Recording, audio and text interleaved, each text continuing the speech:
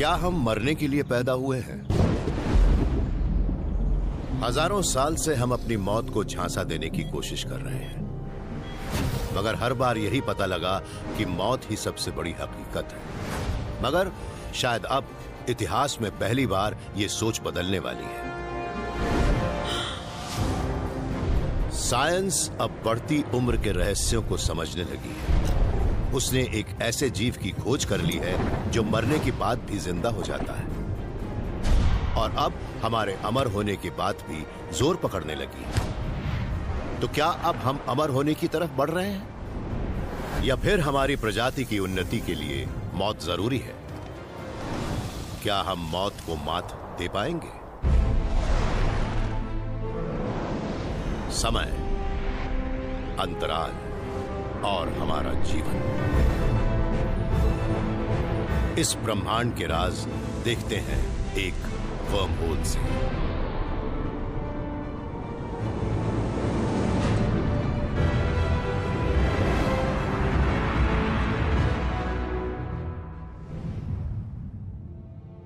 मेरी मौत कब होगी? यह सवाल मैंने अपने आप से पूछा था, और यह सवाल आपके मन में भी होगा। जिस दिन से हम पैदा होते हैं उसी दिन से हमारी मौत की घड़ी भी टिक टिक करने लगती है और वो हमें अपने आखिरी पलों की तरफ ले जाती है।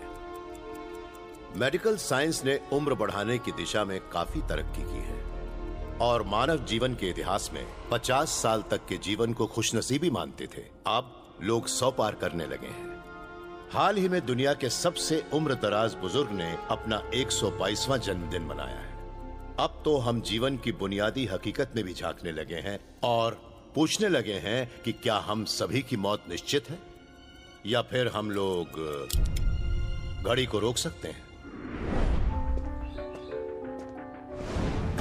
डेविड सिंक्लेयर को तेज रफ्तार जिंदगी पसंद है, लेकिन ये जानते हैं कि हमारा शरीर कार की तरह लगातार रफ्तार बढ़ाता नहीं रह सकता। मैं बचपन से ही बढ़ती उम्र की स्टडी करना चाहता था। मैं तब करीब 4 साल का था जब मुझे एहसास हुआ कि एक दिन मेरे पेरेंट्स की मौत हो जाएगी, मैं भी नहीं बचूंगा, और ये बात मुझे बहुत बुरी लग रही थी। मैं ये भी सोचने लगा कि हमारी उम्र बढ़ती क्यों है और हम उसके लिए क्या कर सकते हैं। अगर हमने उम्र का बढ़ना रोक दिया तो उसका बड़ा अजीब असर होगा। डेविड का ज्यादातर वक्त बड़ी उम्र के बारे में सोचते हुए ही बीतता है, मगर उनकी दिलचस्पी सिर्फ हमारी त्वचा पर पड़ने वाली झुर्रियों में नहीं है। वो हार्वर्ड में जेनेटिक्स के प्रोफेसर हैं और पता लगाना चाहते हैं कि हमारी उम्र बढ़ने में हमारी जीन्स की क्या भूमिका है। एक बूढ़ा शरीर भी किसी पुरानी जंग लगी कार जैसा ही होता है। जंग या ऑक्सीडेशन से सब कुछ तो नष्ट होता ही है, साथ ही साथ हमारा डीएनए भी।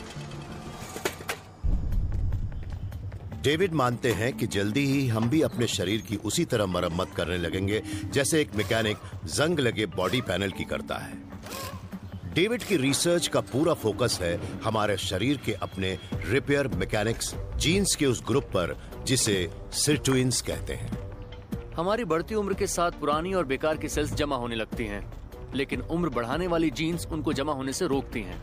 ये काम भी वैसा ही है जैसे एक मैकेनिक पुरानी कार से जंग लगे पुराने पुर्जों को निकालकर उनकी जगह नए पुर्जे लगा देता है। लेकिन जैसे ही हमारी उम्र 30 और 40 में पहुंचती है, ये रिपेयर जीन्स शांत पड़ने लगती हैं।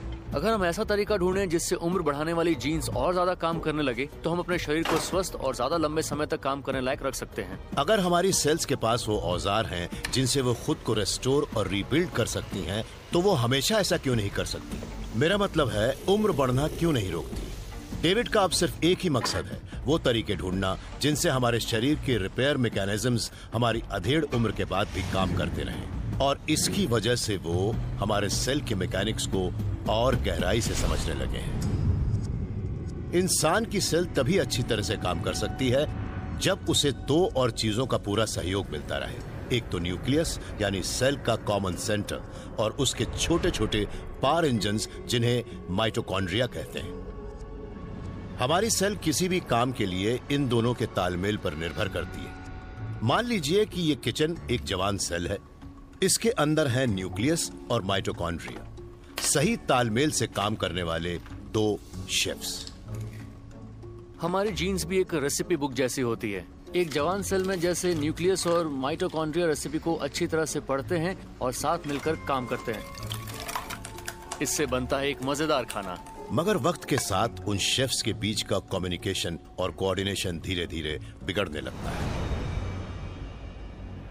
पुरानी सेल में न्यूक्लियस और माइटोकॉन्ड्रिया ऐसी चीजों को डालने लगते हैं जिनकी जरूरत नहीं है और उन चीजों को फेंक देते हैं जो काम की हैं।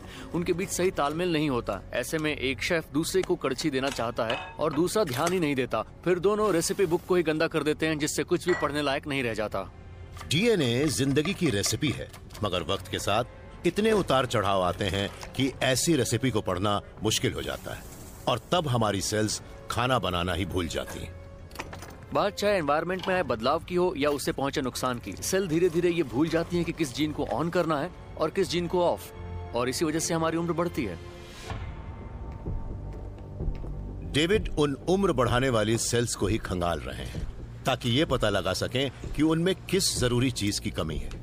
उन्हें लग रहा है कि अब उन्हें वो मॉलिक्यूल मिल गया है जो हमारी सेल्यूलर किचन को फिर से ट्रैक पर ला सकता है। उसका नाम है NAD। ये वो मॉलिक्यूल है जो जिंदगी देने वाला है। इसके बिना सिर्फ 20 सेकंड में हमारी मौत हो जाएगी। जैसे जैसे हमारी उम्र बढ़ती है, इस मॉलिक्यूल्स के लेवल भी कम होते जाते हैं और एक वक्त ऐसा आता है जब इनके लेवल्स आधे रह जाते हैं। डेविड ये पता लगाना चाहते हैं कि क्या NAD को ज्यादा यूथफुल लेवल्स पर रेस्टोर करने के तरीके हैं। उन्होंने एक चूहे के अंदर वो खास कंपाउंड इंजेक्ट किया जिससे उसके अंदर NAD का प्रोडक्शन बढ़ जाएगा और नतीजे बड़े चौंकाने वाले थे। ये चूहा जवान और जोश से भरा है और आप देख सकते हैं कि इसके कान अभी भी अच्छे और जवान हैं और इसके फर भी ग्रे नहीं हुए हैं। मगर अब इस चूहे को देखिए, इसका फर ग्रे हो रहा है, इसके बाल झड़ रहे हैं, कानों पर झुर्रियां पड़ रही हैं और इसकी पीठ भी मुड़ने लगी है। और इन चूहों में सबसे चौंकाने वाली बात यह है कि ये दोनों एक ही दिन पैदा हुए थे। यहाँ साफ दिख रहा है कि इनकी मसल्स में बहुत तेजी से एजिंग रिवर्सल हुआ है। जो चूहा 1 साल के इंसान जैसा था वो अब 20 साल के आदमी जैसा है। 1 हफ्ते तक NAD देने के बाद बूढ़े चूहे का मेटाबॉलिज्म बेहतर हो गया। वो अंदर और बाहर से ज्यादा जवान नजर आने लगा। बढ़ती उम्र पर चल रही रिसर्च के इतिहास में हमने बड़ा लंबा सफर तय किया है। अब हम माइक्रोस्कोपिक यीस्ट सेल्स की उम्र बढ़ाने में कामयाब हो गए हैं और अब हम उनका प्रयोग नीमाटोड वर्म्स के अलावा मक्खियों, चूहों और बंदरों पर भी कर चुके हैं। हम अपने काम में करीब 99% सफल रहे हैं और अब आखिरी 1% में इंसान है और हम उनकी तरफ ही बढ़ रहे हैं। अगर हम इसका इस्तेमाल इंसानों पर करने लगे तो सोचिए कि आज से 50 साल बाद शहर की सड़कें कैसी नजर आएंगी। सब जवान नजर आएंगे, जोश से भरे, न कोई बीमार होगा न उम्र दराज। डेविड की रिसर्च शायद एक दिन इंसानों की उम्र बढ़ने की रफ्तार कम कर दे या उसे रिवर्स कर दे। हम यहाँ बात ज्यादा समय तक बूढ़े रहने की नहीं, बल्कि हम बात कर रहे हैं ज्यादा समय तक जवान रहने की। मगर डेविड की कोशिशों से सिर्फ बढ़ती उम्र के सिम्टम्स का इलाज ही हो सकता है। वो उसकी जड़ तक पहुंचने की कोशिश नहीं कर रहे हैं, जो है DNA का धीरे धीरे होने वाला डिजेनरेशन।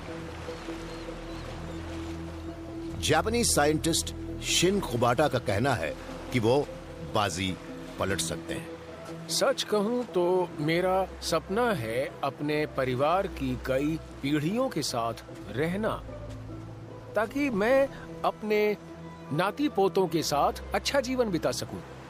समंदर से ही जीवन की शुरुआत हुई थी और वो यहाँ जो भी खाली शेल छोड़ जाता है वो इस बात का सबूत होता है कि एक दिन हर जीव का अंत निश्चित है। मगर शिन की सोच अलग है। शिन एक बहुत ही छोटे समुद्री जीव ट्यूरीटॉप्सिस टोर्नी या एक अमर जेलीफिश की स्टडी कर रहे हैं। इस जीव ने मौत को मात देना सीख लिया है। शिन की लैब है शिराहामा शहर में और ये दुनिया की इकलौती ऐसी जगह है जहां अमर जीवों को पाला जाता है। इस जेलीफिश की पहली बार खोज हुई थी 1988 में मेडिटेरेनियन में और ये हमारे नाखून जितनी बड़ी होती है। इमॉर्टल जेलीफिश बड़ी ही खूबसूरत और छोटी जेलीफिश होती है। इसका डायमीटर भी मुश्किल से कुछ मिलीमीटर होता है। मगर इन जीवों के साथ इतना प्यार दुलार जताने के बाद शिन ने वो कर दिखाया जिसके बारे में किसी ने सोचा भी नहीं था।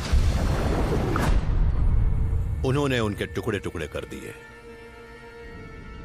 आप इस जेलीफिश को मारने की कोशिश कीजिए, आप हैरान रह जाएंगे।